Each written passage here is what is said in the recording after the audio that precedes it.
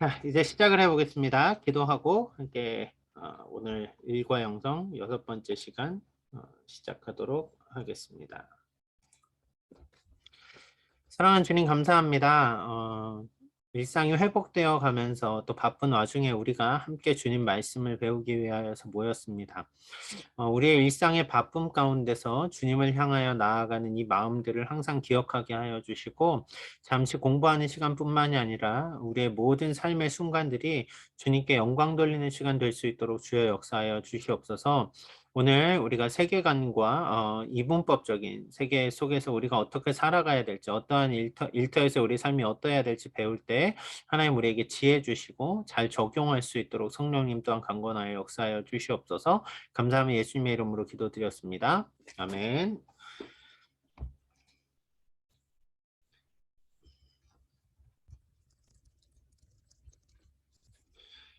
네, 화면 공유하겠습니다. 오늘은 할 얘기가 많으면 많고 적으면 적어요. 실은 다 아는 얘기지만 정리해 보면서 이게 그게 과연 우리한테 얼마나 좀 잘 적용될 수 있을까 이런 부분에 고민들을 좀 해야 될 것 같아요. 그래서 자, 한번 시작을 해 봅시다.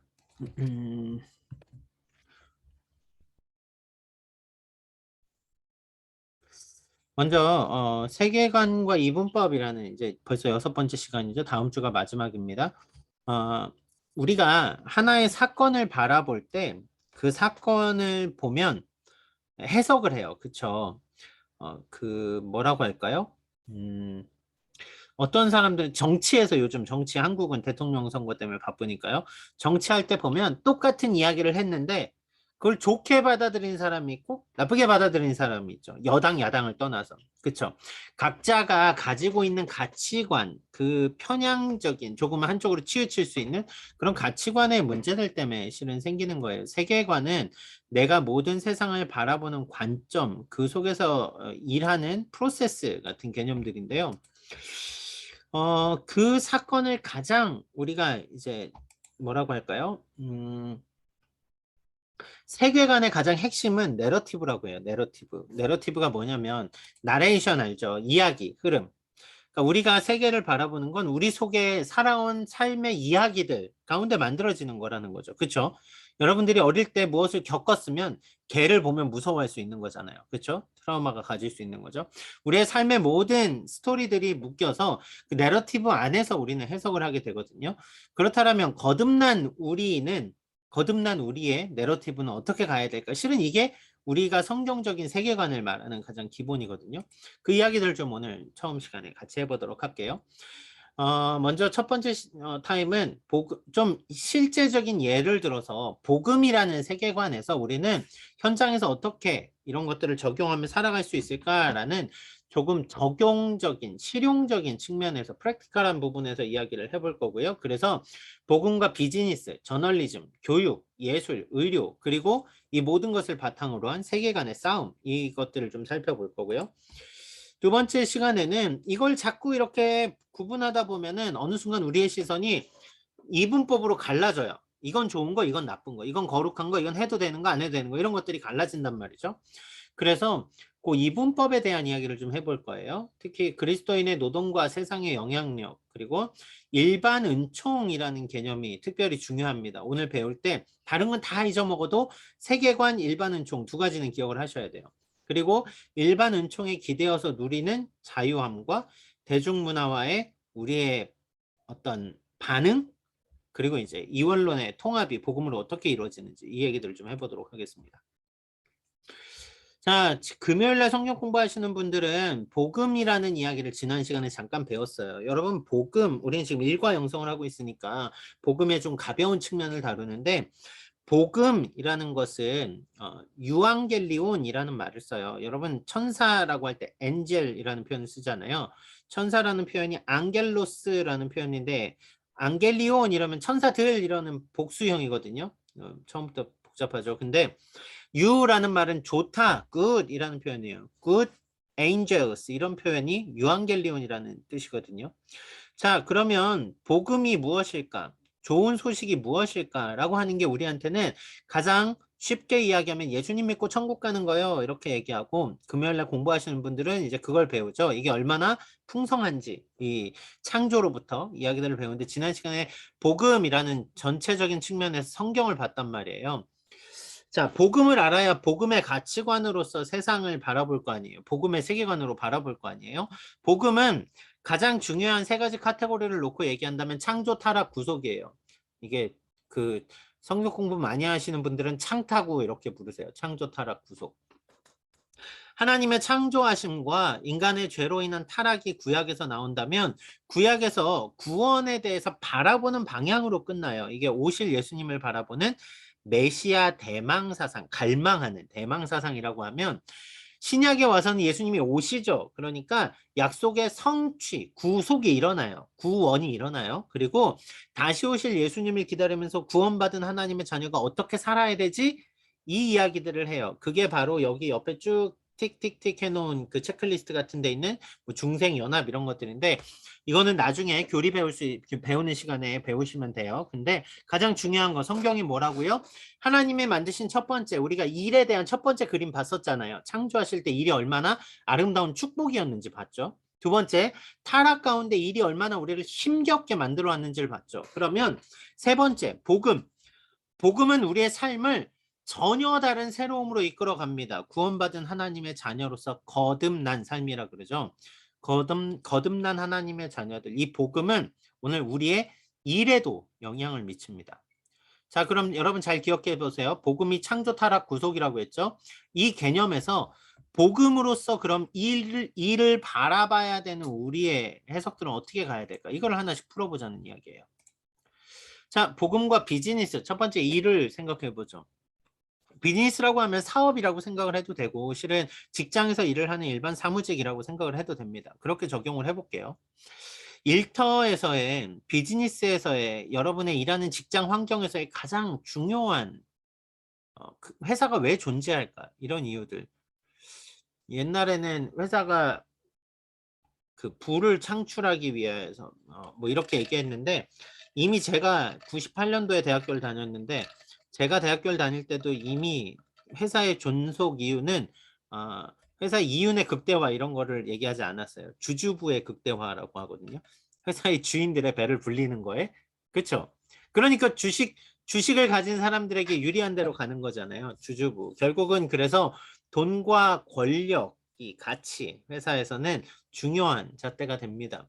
그러다 보니까 우리는 점점 더 그 권력에 가까워지는 것이 행복이라고 느끼게 돼요. 회사에 있으면. 뭐 쉽게 얘기하면 승진하면 기분이 좋죠.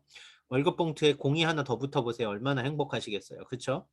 네, 상상만 해도 즐겁지 않습니까? 그런데 그 즐거울 것 같은 그것이 실은 맞닥뜨려 봐도 그 즐거움이 오래가지 않더란 이야기예요. 왜 그래요?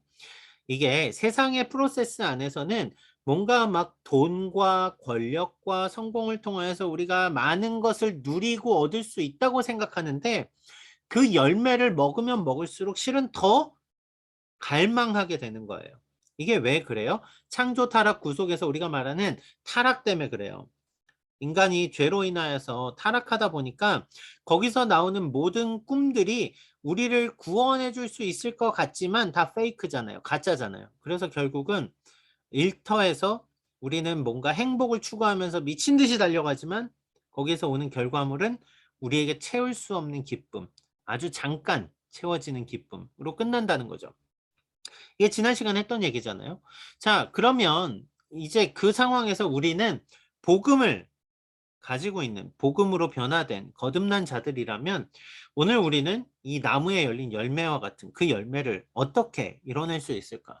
복음의 관점으로서 한번 이를 이해해 보자는 거죠. 자, 그런 의미에서는 우리에게 주어지는 일을 통하여서 얻고자 하는 일을 통하여서 뭐라 그럴까? 일의 목적 자체가 바뀌어야 됩니다. 세상의 목적은 돈과 명예, 성공이라면 우리가 그리스도인으로서의 비즈니스를 하고 있다면 혹은 그리스도인으로서의 직장 생활을 하고 있다면 우리의 목적은 세상과 똑같은 목적이 되는 순간 허탈한 결과로 넘어가는 거예요. 그럼 다른 열매에 대한 이야기를 해야겠죠. 자, 그 이야기를 이렇게 나눠보겠습니다. 시장의 원리는 법의 테두리 안에서, 그쵸? 회사도 법의 테두리를 넘어가면 그건 불법이에요. 법의 테두리 안에서 생산의 활동을 통해서 주주의 부를 극대화하는 게 세상의 시장의 원리거든요. 그쵸? 여러분들이 주주부를 극대화시킬수록 여러분들의 월급이 올라가는 거예요. 결국은 똑같죠. 자, 그런데 복음의 원리는 잘 보세요. 모든 이윤과 성과는 여러분들이 일을 하고 있다면 혹은 여러분들이 사업체를 운영할 거고 운영하고 있다면 새로운 시장을 만들어내어서 가치를 창조하는 데 여러분의 목적이 더 맞아야 됩니다. 부를 만들어내는 목적이 아니라 가치를 창출하는 목적이 돼야 돼요. 왜요? 하나님이 창조하실 때 보여주셨던 모습이 그거잖아요.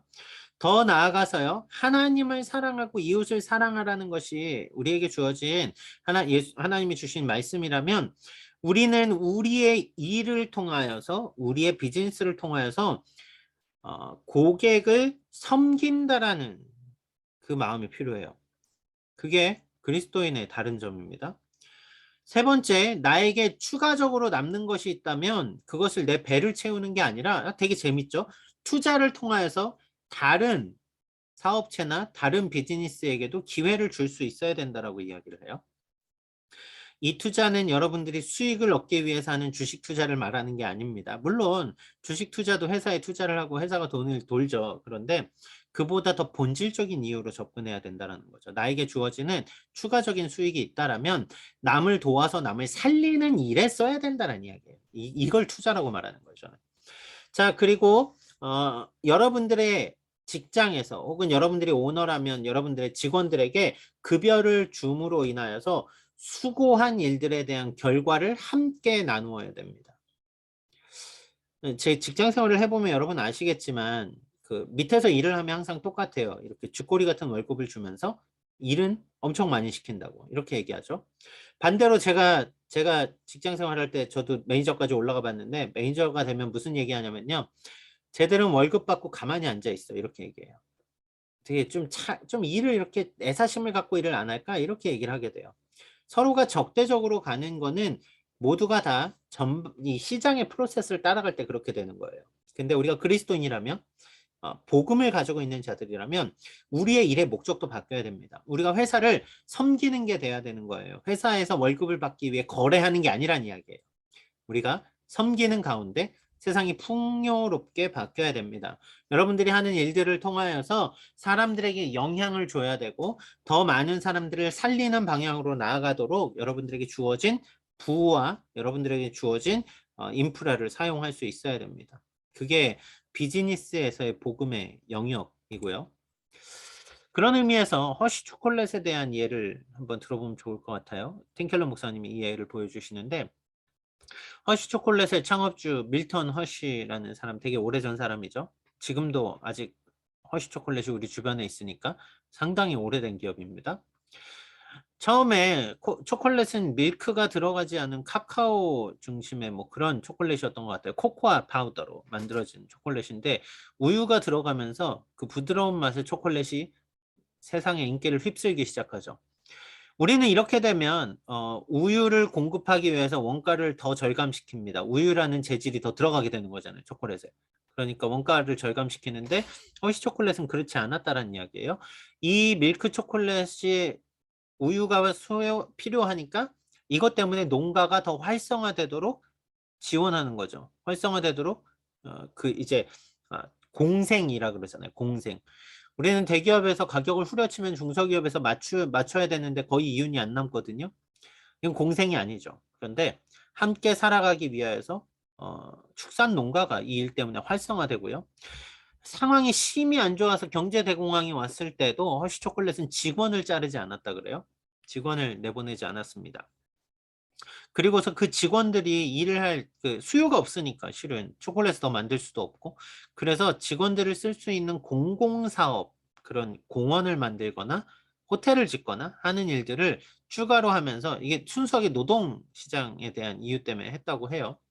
물론 평가는 조금 다를 수 있습니다. 어쨌거나 그렇게 직원들을 내보내지 않고 직원들을 계속해서 함께 살아가도록 붙드는 것들 제일 마지막에 앞에 대한 평가는 실은 갑론을박이 있을 수 있어요. 저도 제가 경영학을 공부하면서 그런 평가들은 분명히 다릅니다. 록펠러를 좋게 보는 사람도 있고 나쁘게 보는 사람도 있듯이. 그런데 어, 가장 마지막에 밀턴 허쉬가 마지막에 한 일은 우리가 좀 바로 알면 좋겠다는 거죠. 이 사람은 자신의 재산의 대부분을 교육 사업에 투자를 합니다. 특히 앞으로 이 사업이 계속될 수 있도록 재단을 만들어서 주식의 대부분을 거기에 지급을 해요. 그러니까 회사가 생존하면 주식을 통해서 나오는 이익들이 생기겠죠. 그걸 통하여서 다음 세대에 이어지는 교육을 계속할 수 있게 하는 것들.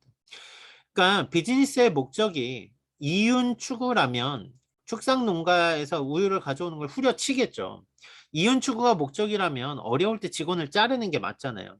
이윤 추구가 목적이라면 마지막 주식을 내 자식들에게 넘겨주는 게 실은 세상의 방법이거든요. 이렇게든 저렇게든 방법을 써서. 그런데 복음에 적용을 하는 우리의 입장에서는 이러한 가치 변환이 일어나게 되는 것, 그게 전혀 다른 삶을 사는 것 아니냐는 거죠. 자, 생각해 보세요. 세상은 착취와 경쟁을 요구합니다. 그런데 복음은 가치와 상생을 말합니다. 자, 우리는 지금 일을 어떤 목적으로 하고 있습니까? 나는 노동을 착취당하고 있습니까? 아니면 내가 노동을 통하여서 가치를 만들어내고 있습니까? 여러분들은 승진을 위해서 싸우고 있습니까? 아니면 여러분 주변의 직원들과 혹은 여러분들의 일하는 사람들과 함께 즐겁게 결과물들을 만들어가고 있습니까? 이게 되게 중요한 가치거든요. 특히 호주에 있는 한국 분들 되게 열심히 달려가시는 건 아는데 저희 목장에도 특히 이렇게 회사 생활하는 애들 보면은 상생에 대한 개념이 쉽지 않아요. 회사에서 일하는 거 외에 만나서 차 마시거나 밥을 먹거나 이야기를 나눌 일들이 거의 없다라는 거죠. 우리는 그러한 우리의 목적만을 위해서 달려가는 사람들이 되면 안 된다는 거예요. 자, 조금 더 실질적인 영역으로 가보죠. 저널리즘이라는 개념. 이게 참 중요한 것 같아요. 왜냐하면 사람들에게 영향을 끼치니까요. 예전에는 신문을 보면은 신문에 나오는 글들이 사실이라고 생각했어요. 제 말의 뜻을 이해하시나요? 저는 신문이 철저한 사실이라고 믿어서 신문에 나오면 다 진짜라고 믿었는데 나중에 크면서 공부를 조금씩 더 하면서 보니까 신문 자체가 하나의 사건을 말하는 게 서로 다르더란 이야기예요. 특히 최근에 한국 신문의 구조가 많이 바뀌었어요. 제 아는 그 동생이죠. 동생도 그 기자예요. 그래서 제가 기자 욕하는 거 별로 안 좋아하는데 그런데 세상에서 기레기라고 하잖아요. 기자와 쓰레기를 합친 말. 이게 왜 이렇게 나올까요? 기사답지 않은 기사를 써서 그런 거잖아요. 그럼 반대로 얘기해 볼까요? 기사다운 기사를 쓰면은 그 누구한테 기사다운 기사인데요? 그렇지 않아요? 내가 원하는 대로 기사를 써야 사람들은 그게 기사라고 생각하잖아요. 인터넷 기사가 클릭수에 의해서 좌지우지 되다 보니까 실제로 이 분석한 사람들이 그렇게 얘기를 해요. 신문 기사의 퀄리티가 낮아질 수밖에 없는 이유가 클릭수를 대비하다 보니까 사람들이 가치 있다고 느끼는 것들, 사람들에게 호감이 갈 만한 것들을 더 쓸 수밖에 없는 거예요. 그러니까 낚시성 기사가 나올 수밖에 없는 거죠. 왜? 클릭수가 높아야 신문사가 살아남으니까. 그러니까 결국은 우리는 글을 통하여서 세상을 바꾼다라는 그러한 아주 건전한 목적을 가지고 신문 방송학과를 들어가겠지만 반대로 저널리즘에 가보면 어떤 가치와 신념과 소비라는 개념들이 결국은 세상이 원하는 요구에 맞게 글을 쓸 수밖에 없게 바꿔놓더란 이야기예요. 그렇죠. 조선일보에서 한겨레 신문에서 둘이 서로 기자를 스왑한다고 해보세요. 수업해도 아마 기사는 똑같이 나갈걸요? 거기서? 회사에서 탈고를 시켜주지 않을걸요?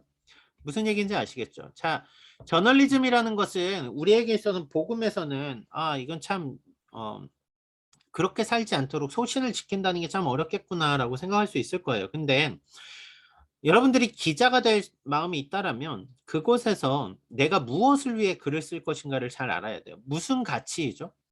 세상의 가치가 아니라 하나님의 나라에 대한 가치잖아요. 그렇다면 비판적인 글을 쏟아내는 것보다 실은 우리는 좀 더 사람들에게 올바른 정보를 주는 기사를 쓰는 게 맞을 수 있다는 거죠. 물론 돈이 안 될 수도 있어요. 그런데 그것을 소명으로 삼고 일을 한다라면 기자들이라면 특별히 더 그런 영역에서 자신들의 신념과 우리의 신앙에 대한 개념들과 어떤 사람들에게 필요한 것을 공급할 수 있는 글을 써야겠죠.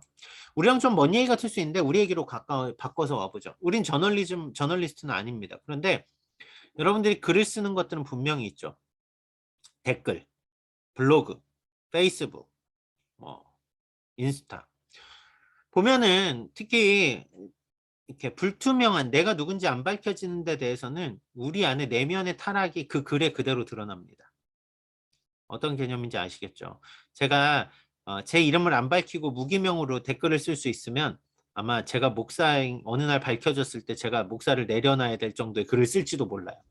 쓴다는 게 아니고 저 귀찮아서 글 잘 안 쓰는데, 근데 여러분 생각해 보세요. 우리가 저널리스트는 아니지만 우리가 글을 쓸 때 우리는 어떻게 글을 쓰고 있는 거죠. 그리스도인의 복음의 그릇이 우리에게 담겨, 우리의 그릇에 복음이 담겨 있냐는 얘기예요. 여러분들의 말이, 여러분들의 어떤 전달하고자 하는 커뮤니케이션의 모든 소통의 요소들이 상대방의 만족을 위해서 하면 아부가 되잖아요. 그렇죠? 여러분들의 성공을 위하여서 약간 교묘하게 말하면 그게 세상에 말하는 그런 대화 이런 거 아닐까요? 근데 우리들이 과연 그리스도인으로서 어떠한 대화를 해야 되고 어떠한 글들을 남겨야 되고 어떠한 영향들을 끼쳐야 될까? 이런 부분에서는 앞에서 말한 복음의 영향을 항상 우리의 마음 가운데 담고 있는 것이 복음이 돼야 된다는 거예요. 자, 저널리즘에 대한 이야기는 조금 어렵지만 한번 주변에 있다면 같이 이런 부분을 고민해 보면 참 좋을 것 같아요. 다음, 교육에 대해서 넘어가 보죠. 아이비리그가 미국 동부의 8개 대학교가 뭉쳐서 함께 설립이 됩니다. 아이비리그는 청교도 정신의 기반으로 아이비리그라는 그 리그가 생성이 되거든요. 그때 이렇게 이제 처음에 가치 기준을 삼아요.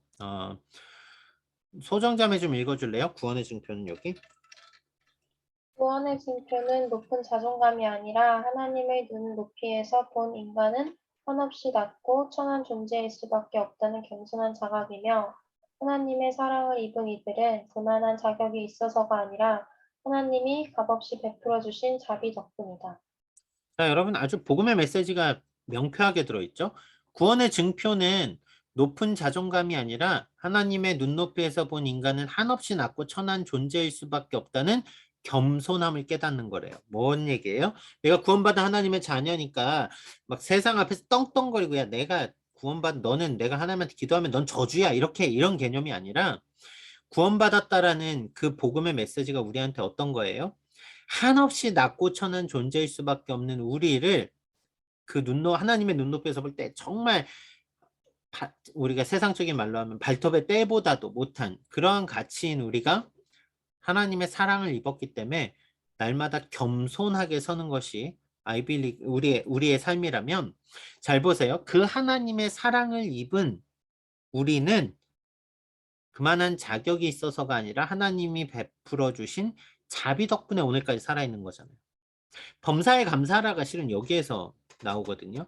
하나님의 은혜를 아니까 오늘 내가 가진 모든 게 감사해요. 그럼 아이비리그 설립자들이 이 이야기를 왜 했을 것 같으세요? 공부 잘하는 친구들이, 특히 옛날에는 대학교를 몇 명이나 갔겠어요? 공부 잘하는 사람들이 학교에 오면 기고만장하겠죠. 그럴 수 있겠죠. 내가 머리가 좋아서 우리 가문에 우리 집안에 막, 그게 아니라는 거예요. 우리가 그저 하나님의 사랑을 더 입은, 우리는 하나님의 사랑을 더 받았다면 더 값없이 베풀어 주신 그 사랑에 대한 반응을 더 해야 됩니다. 이게 실은 아이비리그를 세운 분들의 의도거든요. 그래서일까요? 실제로 1800년대 후반에 아이비리그의 대학교에서 선교사로 엄청난 대학생들이 헌신하거든요. 우리나라에도 오죠. 그렇죠? 그 언더도 아펜젤러 같은 경우도 충분히 그렇게 막 다 오지 않습니까? 자, 그런데 요즘 뉴욕타임즈에 앤드류 델 반코라는 분이 쓴 기사를 보면 그런 이야기가 나온대요. 우쭐거리는 교육이라는 이제 기사에서 쓴 얘기인데요. 이분 기독 크리스천이 아니래요. 그런데 이런 얘기를 쓰는 거예요. 네노라는 대학에 들어가는 학생들은 입학과 동시에 그러지 못한 친구들을 낮춰보는, 말하자면 잘난 척하고 제멋대로 사는 훈련을 받게 된다. 실제로 대학이 사람을 계층화시켜 놓더란 이야기예요.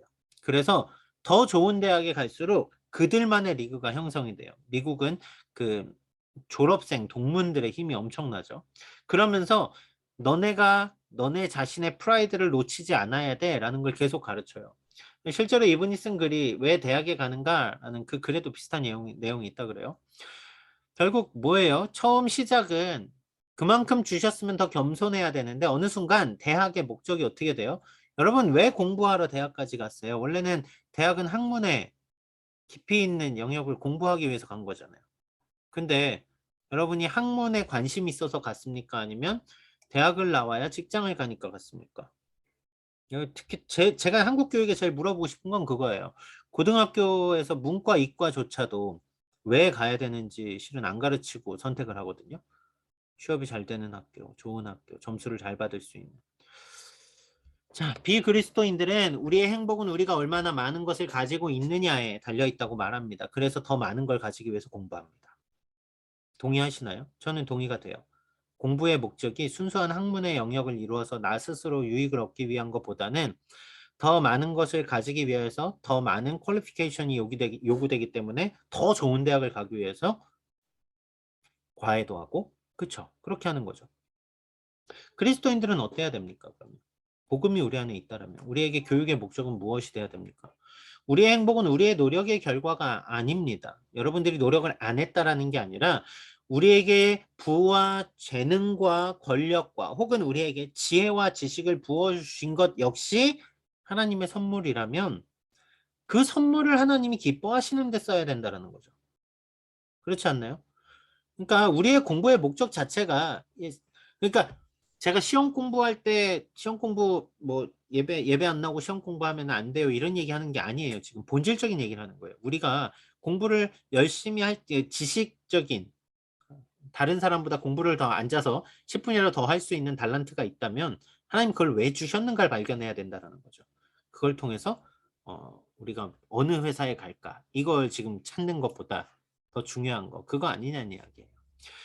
여러분 하나님이 주신 것엔 분명한 이유가 있습니다. 만약에 우리가 더 높은 수준의 교육을 받고 더 많은 것들을 누릴 재물의 능력이 있고 혹은 여러분들의 어떤 미래가 더 훨씬 더 높은 자리에 가 있다면 왜 그것들을 하나님이 주신 그것들을 허락하시고 그것들을 부어주셨는가에 대해서 그 방향들에 맞게 여러분들이 쓰여지는 게 가장 행복한 겁니다. 자, 그런 의미에서 복음과 교육에 대해서도 살펴봤고요. 다음 복음과 예술입니다. 예술에 대한 영역들은 할 말이 많겠죠. 왜냐하면 천부적인 자질들이 좀 있어야 되니까요. 예술의 이중성이라는 이야기를 해요. 제 후배 저는 이제 제가 중창반에 고등학교 때 활동을 했었어서 음대에 다닌 이제 동기들이 좀 있는데 음대까지는 안 그런데 작곡과 이런 애들 보면은 좀 그런 고민하죠. 내가 하고 싶은 음악이 있어. 내가 보여주고 싶은 미술이 있고 뭐 그런 거 있잖아요. 독창성. 나만이 가진 그 끼 막 그런 거를 숨기지 못해서. 근데 그거를 만들어 놔도 아무도 안 찾아. 그러면 이제 배고픈 예술가가 되는 거잖아요. 근데 반대로 와 저걸 그림이라고 하면서 내놓는데 사람들이 막 사가. 마케팅. 아니면은 사람들이 좋아할 만한 것들을 딱 모아서 뭐 설치 예술 막 이런 것들을 해. 그러면은 그 독창적인 자기 예술의 혼을 고집하는 사람들은 상대편은 그 대중에게 영혼을 팔았다 이런 식으로 얘기해요. 근데 반대 입장에서는 그 지금 그 아무도 알아주지 않는 거를 고집 부린다라고 이런 식으로 얘기하거든요. 근데 예술의 영역이 그만큼 되게 독특해요. 독창적이고 독특하고 서로가 서로에 대해서 좀 더 이렇게 뭐라 그럴까 프라이드 되게 강하고 근데 예술에서 항상 봐야 되는 포인트가 복음에서는 있다라는 이야기예요. 내가 있는 그 자리에 생각해 봅시다. 낙관주의와 사실주의라는 이야기를 좀 해볼게요. 예술의 시작은 세상을 어떻게 바라보는가에서 시작이 되죠. 그것에 대한 해석들이 그림으로 나오든 음악으로 나오든 합니다. 그래서 어떤 그림들은 되게 비관적이거나 낙관적이에요. 어둡고 암울하고 하지만 그 가운데서 인간의 감정을 긁어내는 그런 것들을 하죠. 어떤 것들은 되게 밝고 명랑하고 그러면서 사람의 기쁨에 대한 것들에 대한 표현들을 막 합니다. 자, 그런데 복음적인 관점에서 내가 예술을 한다면 어떨까요? 복음적인 관점에서 예술을 한다면 복음은 그리스도를 통해서 하나님이 베푸신 구원을 근거로 하늘나라를 그리워할 뿐 아니라 온전히 회복된 물질 세계를 꿈꾸며 속속들이 낙천적인 마음가짐을 가지게 합니다. 그러므로 복음으로 빚어진 예술가들은 감상에 치우치거나 쓰디쓴 절망을 곱씹는 형태를 보이지 않습니다. 무슨 얘기냐면요. 지나친 낙관주의도 아니고 지나친 사실주의도 아닙니다.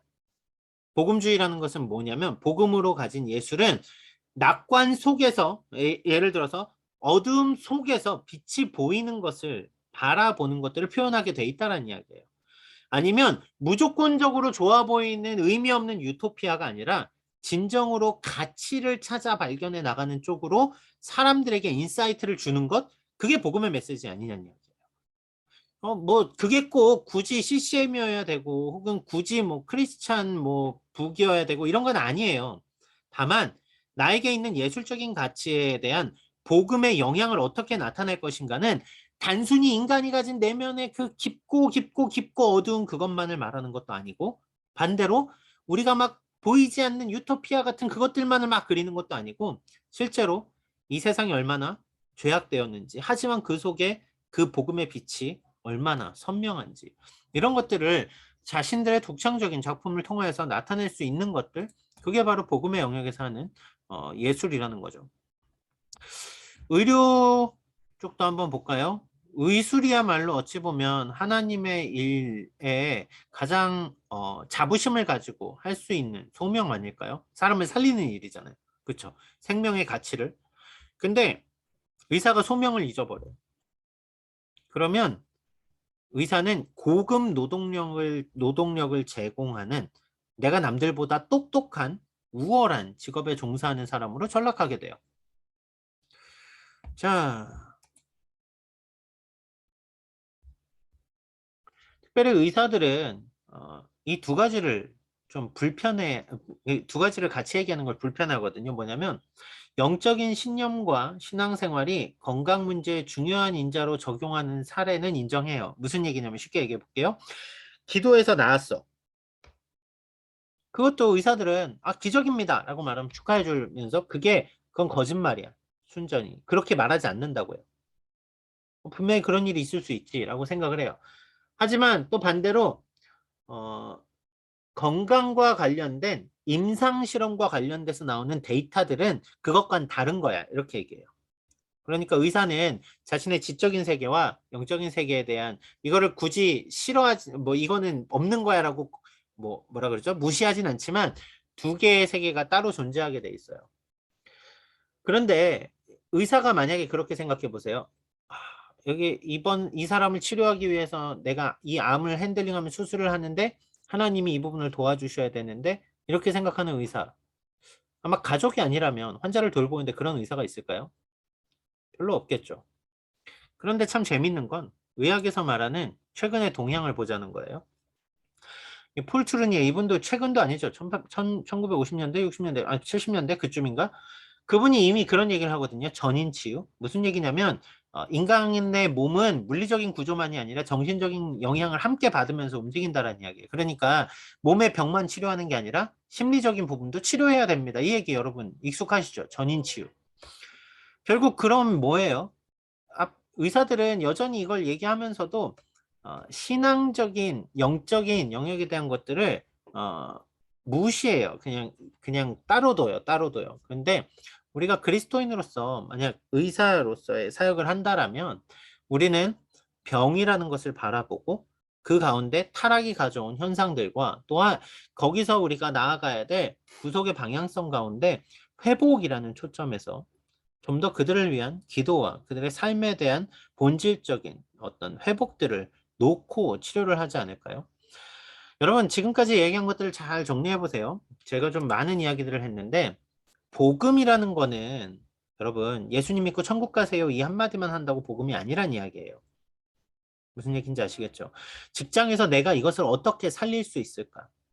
예술이란 영역에서 내가 어떻게 살릴 수 있을까? 사람을 고치는 일에서 내가 이 복음의 영역을 어떻게 확장시켜 나갈까?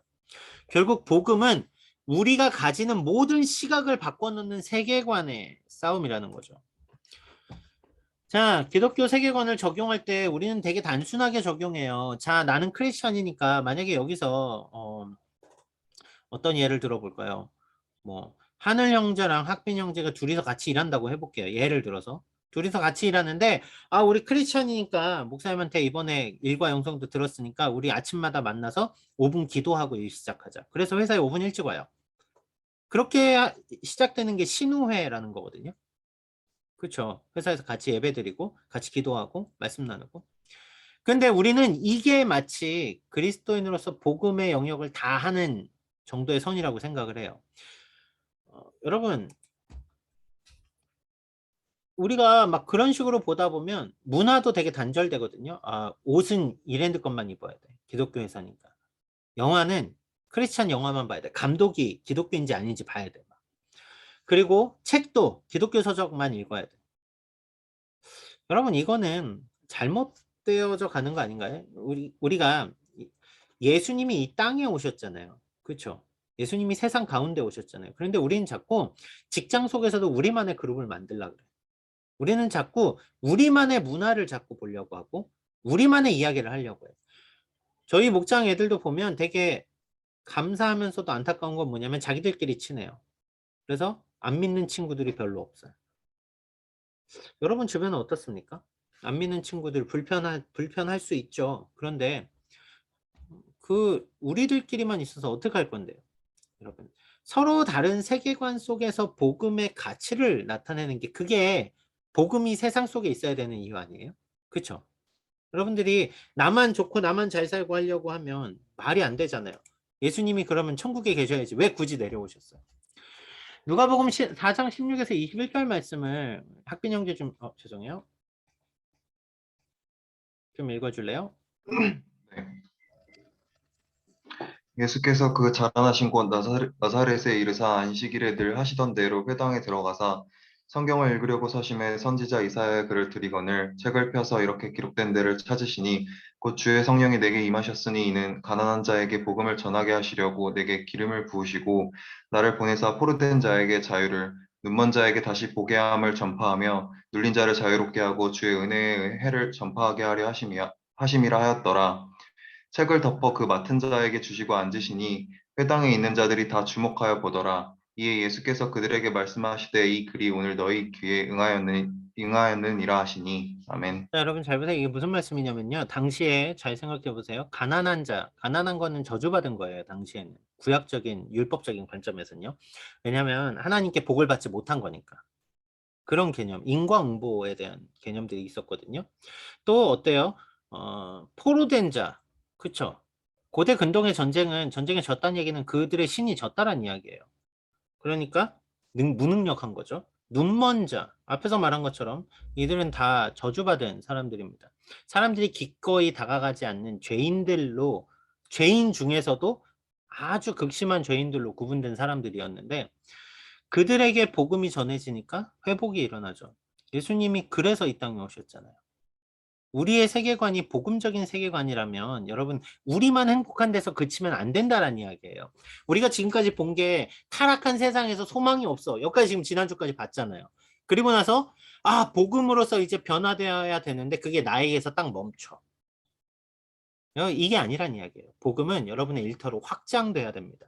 여러분들의 일터로 나아가서 그곳에서 서로 다른 세계관 가운데 우리는 복음의 세계관으로 그 속에서 살아냅니다. 살아갑니다. 그렇게 우리가 인카네이션 미션 뭐 이런 표현 쓰죠. 홀리스틱 미션. 이게 뭐냐면 앞에서 말한 전인적인 선교 이런 거거든요.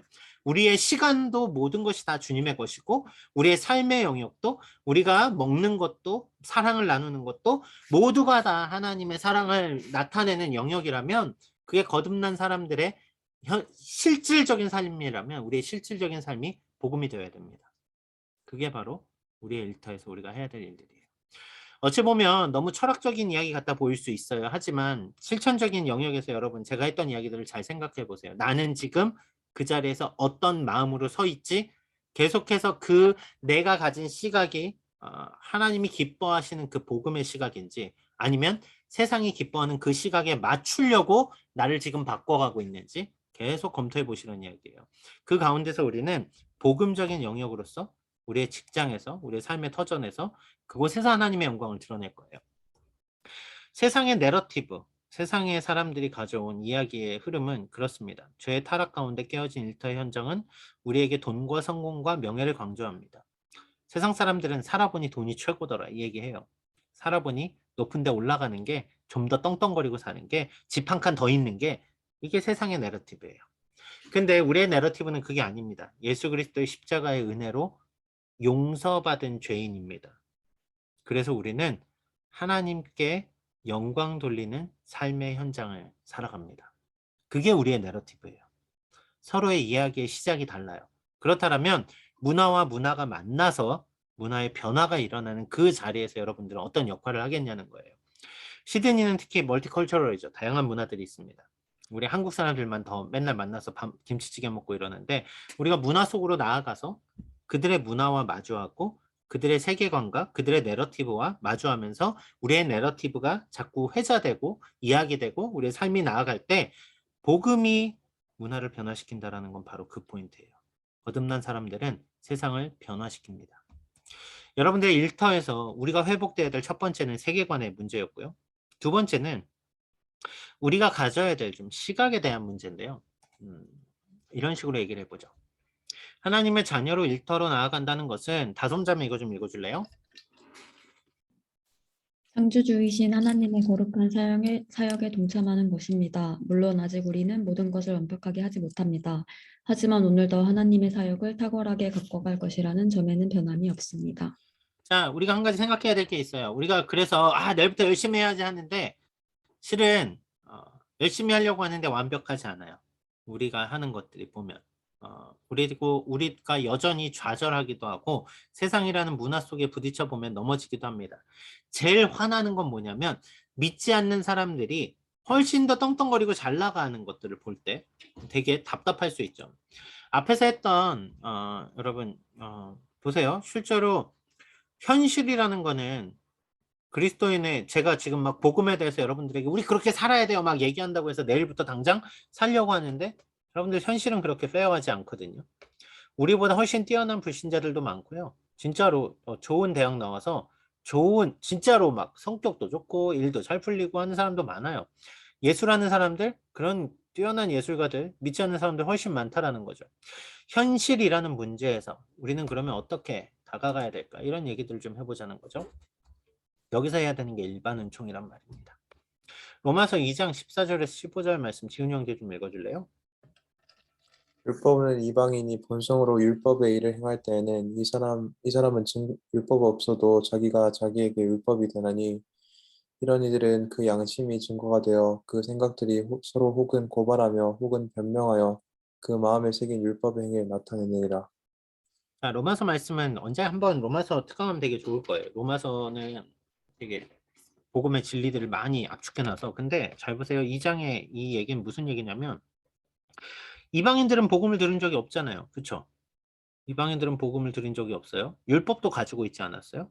그러니까 우리한테 죄가 뭐라 그럴까? 율법을 어겼다고 우리가 죄인이라고 말하는 거는 잘못된 얘기예요. 이렇게 말할 수 있잖아요. 제일 쉽게 우리 조상들은 예수님도 못 들어봤는데 그냥 죽는 건 너무 억울하잖아요. 죄가 있다고 하는 건. 근데 하나님께서 그 마음속에 양심의 증거라는 걸 주셨다는 이야기예요. 그런데 자신의 양심의 증거에서 사람의 양심이 있잖아요. 양심의 증거가 있다는 이야기는 양심대로 행하는 것이 옳고 그름에 대한 선에 대한 개념을 선에 무엇이 좋고 나쁘고를 알 수 있다는 건데 결국 그들은 율법이 있진 않았지만 무엇이 선한 걸 알면서도 사람들이 늘 선한 걸 행하지 못하더란 이야기예요. 결국 그러니까 문제가 생기죠. 그런데 반대의 경우로 얘기해 볼까요? 그들의 안에 양심이 있다란 이야기는 뭐예요? 하나님이 주신 선물이 있다란 이야기잖아요. 그걸 일반 은총이라고 하는데요. 커먼 그레이스라는 표현을 쓰거든요.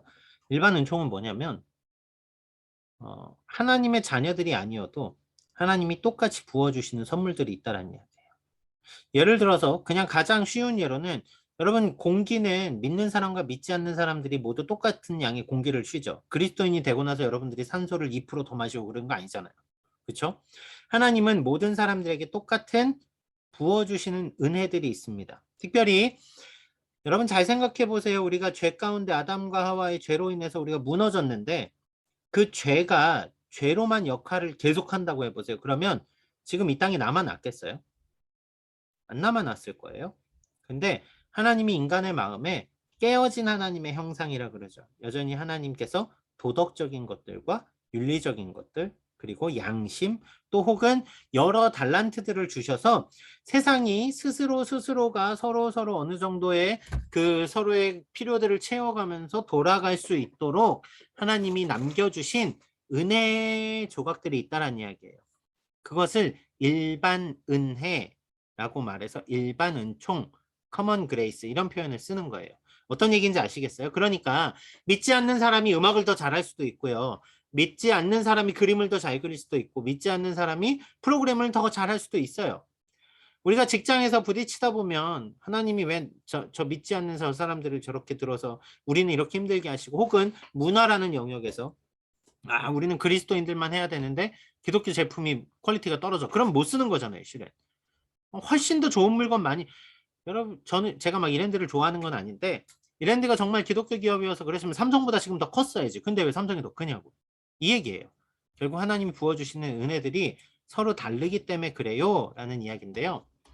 문제는 뭐냐면 그들이 하나님의 은총을 받지만 그 은총을 통하여서, 하나님의 은혜를 통하여서 많은 업적을 이뤄낼 수는 있지만 그게 구원으로 이르진 못한다라는 이야기예요. 그래서 일반 은총에는 한계가 있습니다. 특별 은총이 없으면 구원의 길로 나가질 못해요.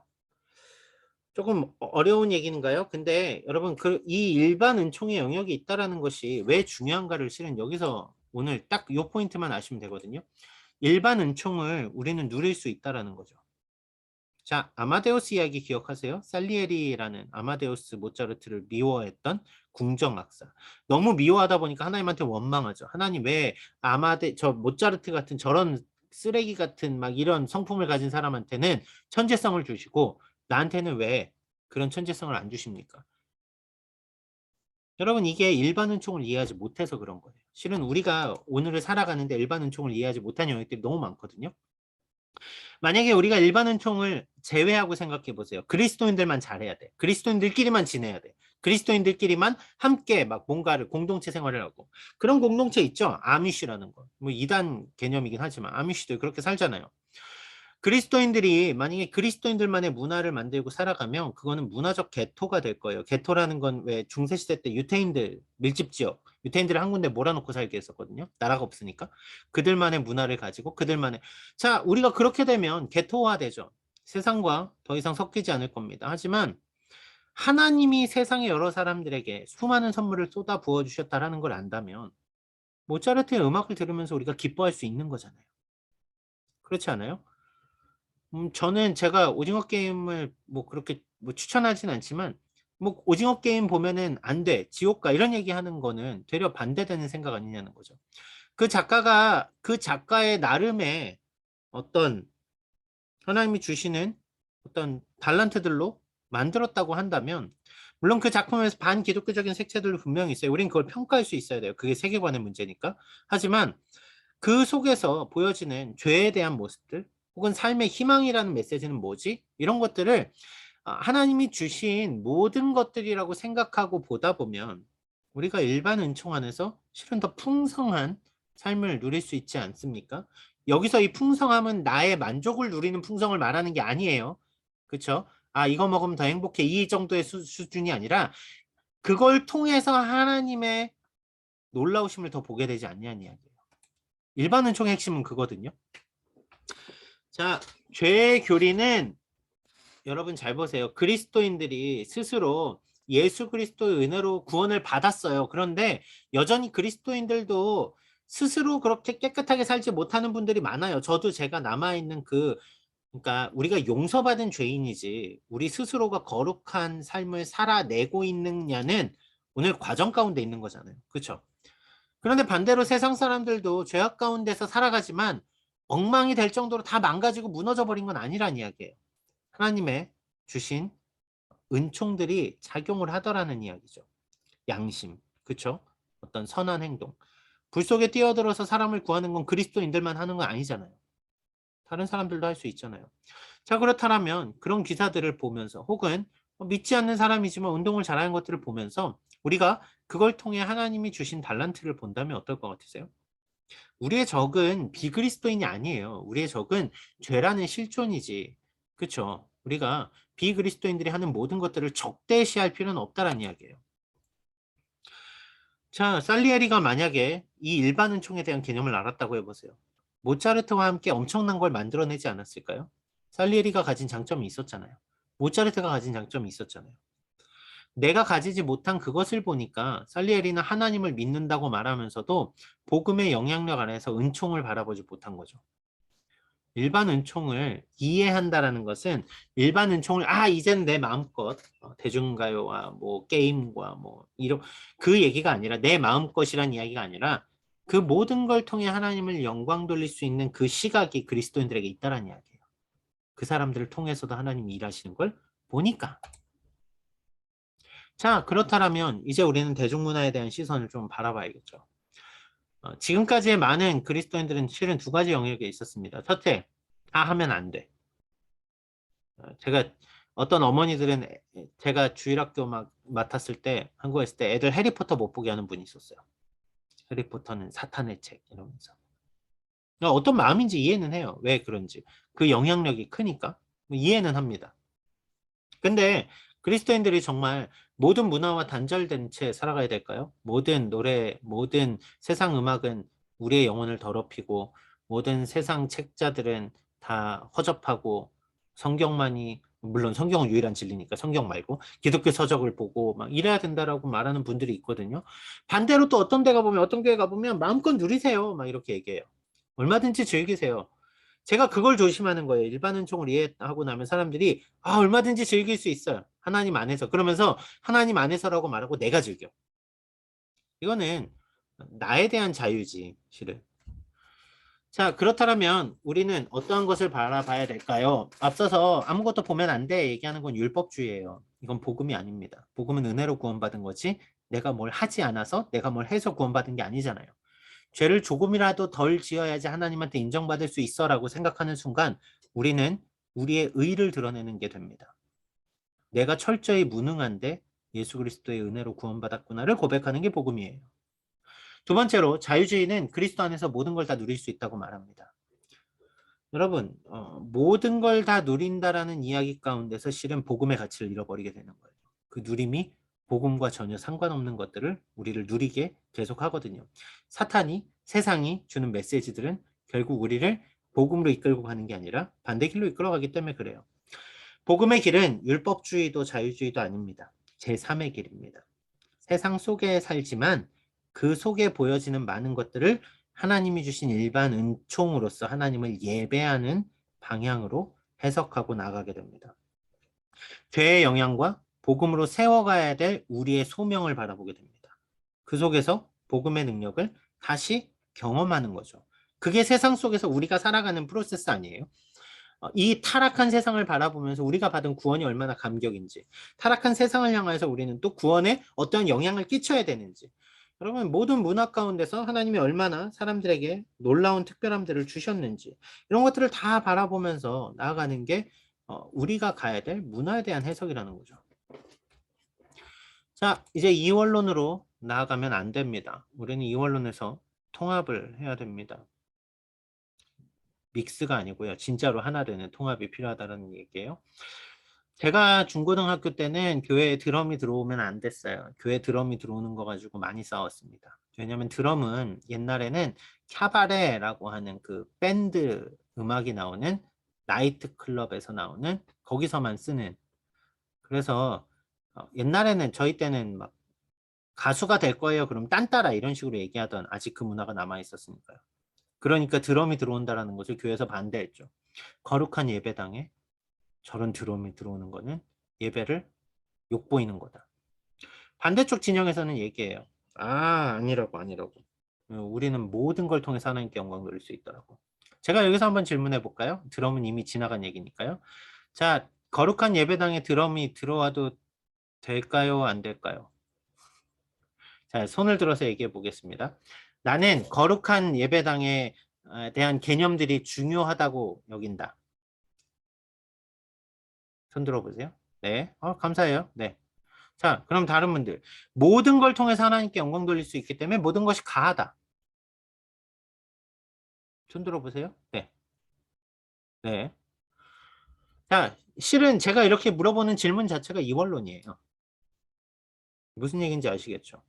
예배의 소중함도 중요하고 모든 것을 통해 하나님을 영광 돌리는 것도 중요합니다.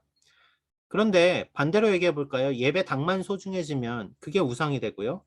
모든 게 가하다라고 말하면 하나님의 기뻐하시지 않는 걸 통해서 하나님께 영광 돌린다라는 거짓된 메시지를 전하게 돼요. 둘 다 위험한 거죠. 어느 한쪽만 오를 수 없다라는 이야기예요. 최근에는 제가 한 3년, 4년 전부터 이제 클럽에서 예배 드리는 것을 어떻게 생각하는가 이런 얘기들 이제 슬슬 나왔어요. 클럽에 교회가 실제로 있거든요. 주일에는 클럽을 안 여니까 주일 낮에 클럽을 써서 예배를 드리는 거예요. 홍대 클럽. 같은 논리란 이야기예요. 예배당이니까 클럽은 예배당이 될 수 있는가 없는가. 아니면 클럽 또한 모든 곳에 하나님이 임재하시기 때문에 예배 드릴 수 있다. 둘 다 우리가 이원론적으로 접근하기보다 본질적으로 접근을 해보자는 거죠. 자, 이원론의 문제는 교회와 세상을 구분하는 데서 나옵니다. 성과 속을 구분하는 데서 나와요. 이건 거룩하니까 하나님 거, 이거는 불결하니까 저 밖에 세상 거. 그런데 하나님의 것이 아닌 게 어디 있습니까, 세상에? 그렇다고 모든 것이 다 가한 것은 아니라는 거죠. 그러면 하나님이 기뻐하시는 것이 무엇인가를 찾아가는 게 우리의 방향성이 돼야 되는 거죠. 그거는 이원론적인 성속의 구분과는 달라요. 그럼 성속의 구분이 되면 주일날은 되게 거룩한 크리스찬으로 살 수 있는데 평일에는 세상의 원리 그대로 세상에서 아주 최고의 엘리트로 살아갈 수도 있습니다. 그러고선 아무 죄책감 없이 살걸요. 내가 주일날은 거룩하게 사니까. 이게 아니란 이야기예요. 세상 속의 그리스도인, 오늘 우리의 삶 속의 그리스도인, 우리가 모든 하는 결정 속의 복음의 영향들. 결국은 복음이 우리의 삶을 어떻게 바꾸지? 이 고민이 우리에게 필요하다는 이야기입니다. 정리하겠습니다. 복음은 구원받은 과정에서 끝나지 않습니다. 무슨 얘기예요? 여러분 예수님 믿고 천국 가세요 해서 예수님 믿었다고 복음 끝! 이게 아니란 이야기예요. 자, 복음은 지금도 우리의 삶을 변화시킵니다. 그렇기 때문에 우리는 일터에서 더 복음적인 삶, 다시요, 성경적인 세계관으로 살아가는 삶을 살아서 하나님의 뜻 가운데서 그곳에서 우리의 소명을 이뤄가야 됩니다. 세상의 문화 속에서도 복음은 똑같이 역사합니다. 문화를 끊어내거나 무조건적으로 수용하는 게 아니라 문화를 바라보고 분석하고 또 그 속에서 주신 하나님의 일반 은총을 찬양하며 우리들이 가진 복음의 눈으로 세상의 문화들을 해석하고 그들에게 다가가고 변화시켜 나가는 것. 그게 실은 그리스도인의 과정이라는 거죠. 복음은 그리스도인을 세상과 단절시키지 않습니다. 여러분 회사 가서 믿지 않는 사람들과 친하게 지내십시오. 그들과 죄를 짓는 일을 함께 하라는 건 아니지만 적어도 그들과 함께 친밀하게 다가가고 그들에게 힘을 주고 그들에게 격려하고 그들의 일들을 아무 조건 없이 들어주십시오. 해주세요. 여러분, 여러분이 일터로 나아가서 그곳이 무너져버린 축복받은 일터가 죄로 인해서 무너져버린 그 일터가 회복되는 유일한 길이 있다면 그건 복음입니다. 그리고 그 길은 여러분들밖에 없어요. 시간. 그렇다면 우리의 일상이 얼마나 가치 있는 일로 바뀌겠습니까? 여러분들의 일상이 얼마나 큰 예배가 되겠습니까? 하나님을 모르는 사람들이 하나님을 보게 되는 일들. 여러분 그거는 단순히 회사에서 제가 말씀드렸죠. 기도회 한 번 더 하고 중요하지 않다는 게 아니라 그런 것으로 우리의 그리스도인의 모든 포인트를 다 했다라고 하면 그게 끝은 아니라는 거죠. 자, 복음의 능력을 이루며 살아가는 여러분들의 삶 가운데 우리가 가지는 깨어진 일터에서의 회복의 첫 단계가 회복될 겁니다. 다음 시간에는 이제 그 능력들을 우리가 어떻게 또 실천적으로 살아낼 수 있을지 새로운 능력으로 일하기에 대한 부분을 나누도록 하겠습니다. 자, 우선은 기도하고 마치고요. 제가 설명지를 드리고 오늘 내용에서 질문 있으시면 좀 더 질문을 받도록 하겠습니다. 기도하겠습니다. 사랑하는 주님 감사합니다. 우리에게 복음이 얼마나 생동력 있게 다가오고 있는지요. 하나님, 우리는 그저 주일에 예배 한번 드리는 것으로 우리의 본분을 다했다 여기지 않는지요. 하나님, 일터 가운데서 우리가 복음으로 세상을 변화시켜 나가게 도와주시옵소서. 하나님, 우리에게 깊은 도전이 있게 하여 주시옵소서. 우리가 정말 하나님이 바라보시는 회복된 그 나라를 향하여서 오늘 우리의 삶의 터전에서 모든 일들을 이뤄가는 자를 되게 하여 주시옵소서. 주님, 우리가 고민하는 것들이 이원론적인 무엇이 좋고 나쁘고에 머무는 것이 아니라 하나님의 영광이 되는 선택들을 하며 우리의 날마다 삶이 그렇게 채워져 갈 수 있도록 주님 도와주시옵소서. 감사하며 예수님의 이름으로 기도드렸습니다. 아멘.